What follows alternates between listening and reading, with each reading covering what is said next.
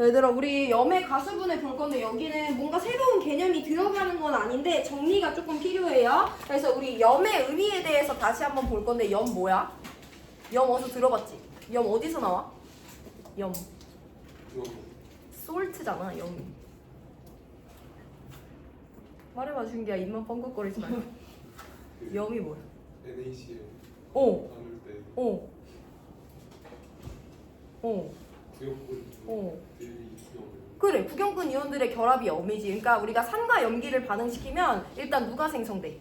물이 생성돼. 근데 물이라는 건 산의 H 플러스와 염기의 OH 마이너스가 반응한 거죠. 그게 물이야. 그럼 산의 음이온과 염기의 양이온은 지네끼리 이온 결합해서 그냥 수용액 중에 존재하잖아. 그런 애들을 염이라고 해요. 산의 음이온과 염기의 양이온이 염이다. 근데 우리가 이번 단원에서는 그전에는 염을 가지고 중요하게 안 봤었는데 이번 단원에선 염이 조금 의미가 있어요. 왜 그런지 한번 볼 건데 염은 결과적으로는 누구랑 누구로 구성되는 거냐면 산이 갖고 있던 음이온이랑 염기가 갖고 있던 양이온의 이온 결합 물질을 염이라고 우리가 묶어서 부릅니다. 근데 우리가 얘들아 여태까지 봤는데 HA가 물에 녹아가지고 A-랑 H3O 플러스가 됐어. 그럼 얘가 우리가 여태까지 설명한 바에 따르면 산의 음이온이죠. 근데 산의 음이온을 우리가 화투에서 배운 개념에 따라 표현하면 얘는 얘의 짝염기야. 그치? 그래서 산의 음이온은 이제 우리가 어떤 산의 짝염기로서 바라볼 거야?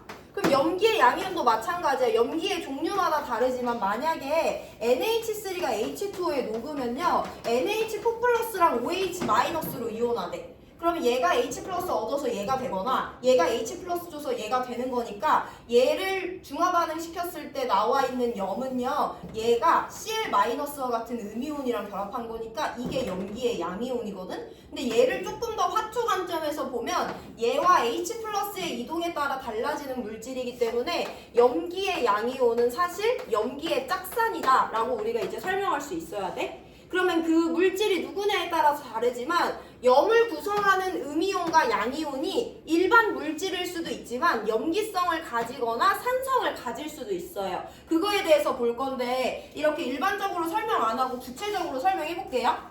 HCl이라는 산이 있어. 제가 물에 녹으면 Cl-랑 H3O 플러스가 되지. HCl은 여러분들이 알고 있듯이 매우 강산이에요. 그냥 100% 다 이온화됩니다. 아세트산이라는 산이 있어요. 얘가 물에 녹으면 아세트산 이온이랑 하이드로늄 이온으로 이온화가 되는데 아세트산은 대표적인 약산이에요. 약산이라는 것은 무엇을 의미하냐? 얘 강산이야. 그럼 얘는 100% 이온화돼. 그러니까 얘네들이 다시 돌아가는 역반응은 일어나지 않거든요. 강산은 보통 비가역 반응의 형태로 표현합니다. 근데 얘는 약산이야. 그 말은 얘네들이 반응해서 얘가 되는 반응도 있지만 반대로 얘네들이 반응해서 역으로 돌아가는 반응도 있기 때문에 수용액에는 얘네만 있는 게 아니라 아세트산도 여전히 남아있는 애들을 약산이라고 하죠. 그럼 이 화살표에서 바로 알 수 있는데 강산은 물이랑 만나서 이온화하려는 정도, 정반응의 세기가 너무 세요. 그래서 역으로 못 돌아와. 그래서 강산의 짝염기인 Cl-는 염기로서 작용하지 않아. 약산은 세기가 약해요. 해서 물에 녹으면 일부는 이온화되지만 일부는 남아있어. 즉 역반응이 일어날 수 있어. 역반응이라는 건 아세트산 이온이 H 플러스를 받아야지 일어날 수 있는 거기 때문에 약산인 아세트산의 짝염기는 염기로서 작용합니다. 이걸 우리가 지난 시간에 배운 수식에 따라 설명하면 얘의 산의 세기를 KA, 얘의 산의 세기를 KA'이라고 할 때 얘가 훨씬 더 세지. 그러면 얘의 짝염기인 Cl-의 KB와 얘의 짝염기인 아세트산 이온의 짝염기의 세기도 비교할 수 있는데 반대로 이렇게 되는 거잖아. 누가 너무 강산이잖아? 그럼 걔의 짝염기는 KB가 너무 작기 때문에 염기로서의 역할을 그냥 무시해버려요? 근데 내가 적당한 약산이야. 그 말은 내 KA가 작다는 거니까 KB는 상대적으로 클 수가 있는 거예요. 해서 약산의 짝염기에 염기로서의 작용 능력은 무시할 수 없는 거야.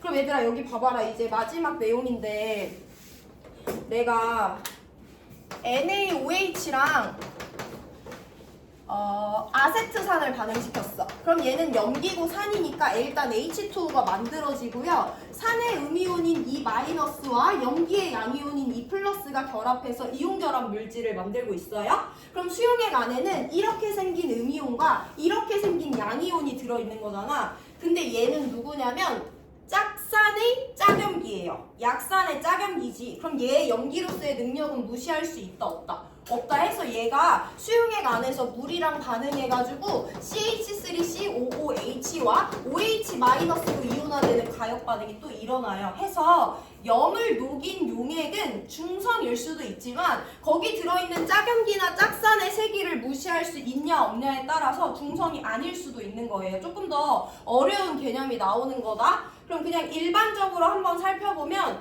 KA가 크다는 건 정반응의 세기가 강한 거니까 짝염기가 돌아오는 반대는 역할하지 못해. 그러니까 산의 세기가 셀수록 짝염기의 세기가 약하다고 했잖아. 강산은 이게 너무 세서 얘를 무시하는 건데 약산은 이게 별로 안 세서 짝염기의 세기를 무시할 수 없어요. 그래서 교과서 읽어보면 알겠지만 강산과 각염기의 짝염기와 짝산은 우리가 무시하는데 약산과 약염기의 짝산과 짝염기는 그 능력을 무시하지 않고 걔네들을 고려해준다라는 거고 교과서 밑줄 치면서 한 번 더 반복하고 문제풀이 들어가서 두 번 더 반복합니다. 교과서 103페이지 보세요. 밑줄 바로 염은 산과 염기의 중화 반응으로 생성된 이온 화합물이며 기본적으로 산이 갖고 있던 음이온과 염기가 갖고 있던 양이온이 결합하여 이루어진다. 해서 중화 반응의 일반식 나와 있고요. 밑에 그냥 읽을 건데 천천히 읽으면서 볼 거니까 잘 따라와 보세요. 약산이랑 강염기가 만났대. 약산의 대표인 아세트산과 강염기의 대표인 수산화 나트륨이 반응했대. 그러면 아세트산 이온이랑 나트륨이 결합한 아세트산 나트륨이 염으로서 남아있겠지. 그 수용액의 염기성이래. 그 이유를 볼 건데요. 아세트산 나트륨은 수용액에서 아세트산 이온과 나트륨 플러스로 이온화되죠. 반응식 나와 있죠. 이때 생성된 나트륨 이온은 수산화 나트륨이라는 매우 강염기의 양이온이기 때문에 강염기의 짝산은 무시한다고 했잖아요. 얘가 짝산도 아니지만 강염기의 양이온은 아무런 반응성도 없어요. 그냥 이온 그 상태로 스테이 합니다. 근데 아세트산 이온은 아세트산이라는 짝산의 약산의 짝염기야. 약산의 짝염기의 염기 능력은 무시할 수 없기 때문에 아세트산 이온은 일부가 물과 반응해서 수산화 이온을 생성하는 다음과 같은 동적 평형을 만들어냅니다. 그럼 OH-가 생길 수밖에 없기 때문에 밑줄 약산과 강염기가 만들어진 염, 예를 들면 아세트산 나트륨을 물에 녹이면 수용액은 아세트산 이온에 의해서 염기성이 약간 나타날 수밖에 없다라는 걸 이해하시면 돼요. 밑에 다시 읽어본다. 강산과 약염기의 중화 반응으로 생성된 애래. 염화 암모늄은 그러면 암모니아라는 약염기와 염산이라는 강산의 이 중화 반응에 따라 형성된 염기죠. 얘네들은 약한 산성을 나타내는데 왜 그러냐면 NH4Cl은 염이니까 물에 녹았을 때 양이온과 음이온으로 나눠지죠. 염화 이온과 암모늄 이온으로 이온화한다. 이때 생성된 Cl-는 매우 강한 염산의 음이온, 염산의 짝염기이기 때문에 염기로서의 능력 없어요. 물과 반응하지 않아요. 근데 암모니아라는 약염기의 짝산인 암모늄 이온의 산성은 무시할 수 없죠. 일부가 물과 반응하여 다음과 같은 반응이 걸리고 하이드로늄 이온이 생성됩니다. 밑줄. 강산과 약염기가 만나서 만들어진 염을 물에 녹이면 수용액은 위와 같은 반응에 따라서 산성이 나타나는 것을 설명할 수 있다. 계속 밑줄. 염의 수용액에서 염을 이루는 이온이 물과 반응하여 OH-나 하이드로늄 이온을 내놓는 반응을 염의 가수분해라고 한다까지 밑줄 치세요. 그 밑에는 그냥 읽습니다. 그럼 당연히 강산과 강염기의 중화 반응으로 생성된 염의 수용액은 강산의 음이온도 강염기의 양이온도 그 누구도 산이나 염기의 능력이 없기 때문에 중성을 나타내는 거예요. 그래서 염화 나트륨 수용액은 액성이 산성도 염기성도 아닌 것이다 라고 설명하실 수 있으면 되고, 오늘 이제 15분 정도 남았는데 문제 하나만 풀고 오늘 수업 마칠 거예요. 시간 얼마 남았더라고 하더라도. 그래서 8번 문제 천천히 같이 한번 보고 오늘 수업 마칠 건데요. 이게 여기 나오면 제일 어렵고 다음 시간엔 다시 조금 쉬운 거 나오니까 여기 단원까지만 조금 힘내가지고